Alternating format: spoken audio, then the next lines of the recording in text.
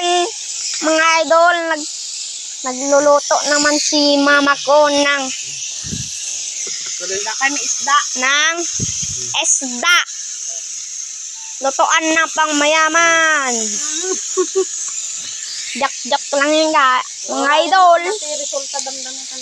Yan o. Ang sarap niyan mamaya. Ito pa ang paprituhin niya mga idol. Ang sarap yan mga idol. Ano? Baka nakakapos.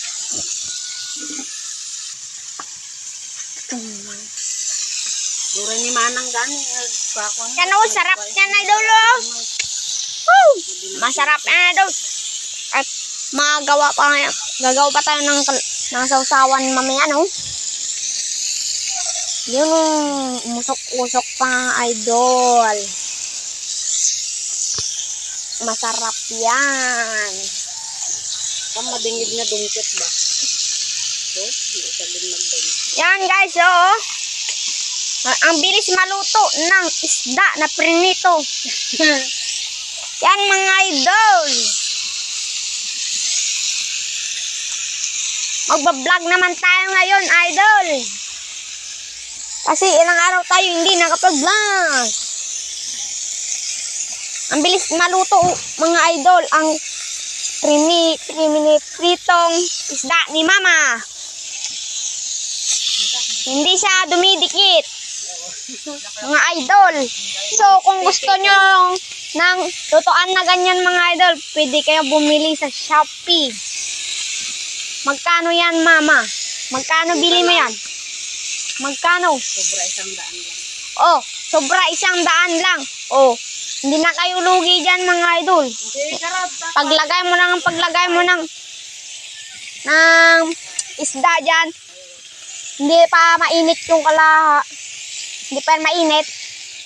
Ilalagay mo ng isda, pagka may didikit.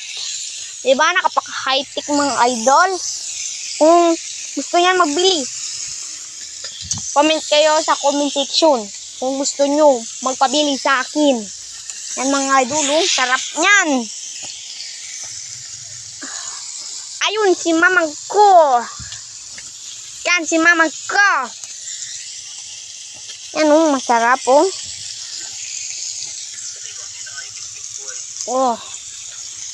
Hintayin na lang natin na maluto ang niluluto ni mama na isda na kanyang niluluto na prinito guys.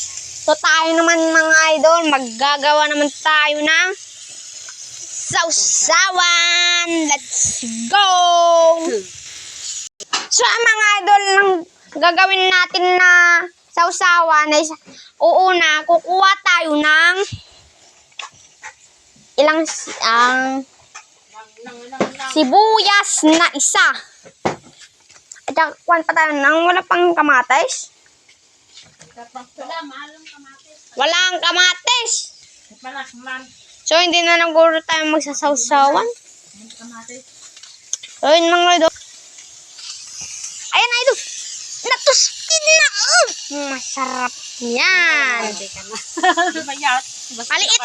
Maliit lang ang nilagay ni mama ko dyan na mantika. Pero hindi dumikit. Masarap yan mga idol. Nag-video ako. Nag-vlog ako. Ayun si Nanay na Carmen mga idol. Natanong niya ako kung sino kinakausap ko dito sa pagbablog ko mga idol. Siyempre kayo, yung nanonood mga idol. Yan toasted na talaga mga idol. Mabobongkag naman ang kaldero na ito mga idol. Lalo na yung aking kuya na panganay. Sobrang taba. Mas mauubos niya.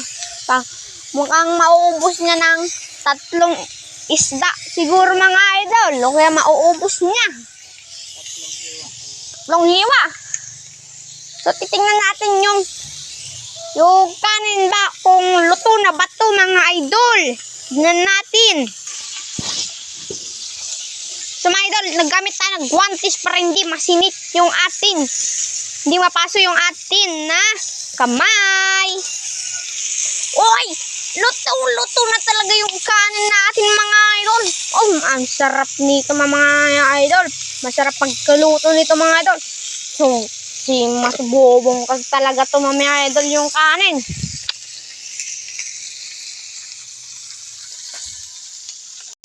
So mga idol, tingnan nyo. Hapon na ngayon mga idol. So, alas na? So, alas 5 naman ngayon mga idol. So, nagluluto kami ng ulam para pang gabihan namin o pang hapunan namin mga idol. So, tingnan nyo naman ang kalangitan natin mga idol.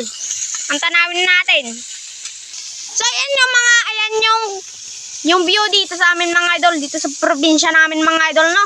Oh! Malubog na yung araw mga idol. So, kung dito ka lang titira sa probinsya mga idol, marami kang makukuwang gulay mga idol. So, si mama, dito tumira sa probinsya, marami siyang tinanim na mga okra niya at saka mga gulay na sari-sari pa.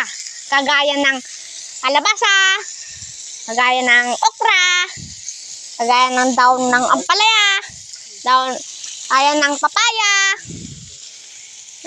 kagaya ng saluyot, yung tagabang, kagaya ng talong, kagaya ng alokbati, kagaya ng patola. Yun mga idol, ang mga tanim ng aking mama na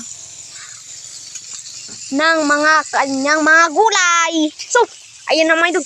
Luto na mga idol. Yan, luto na mga idol. So, aahon na ni mama at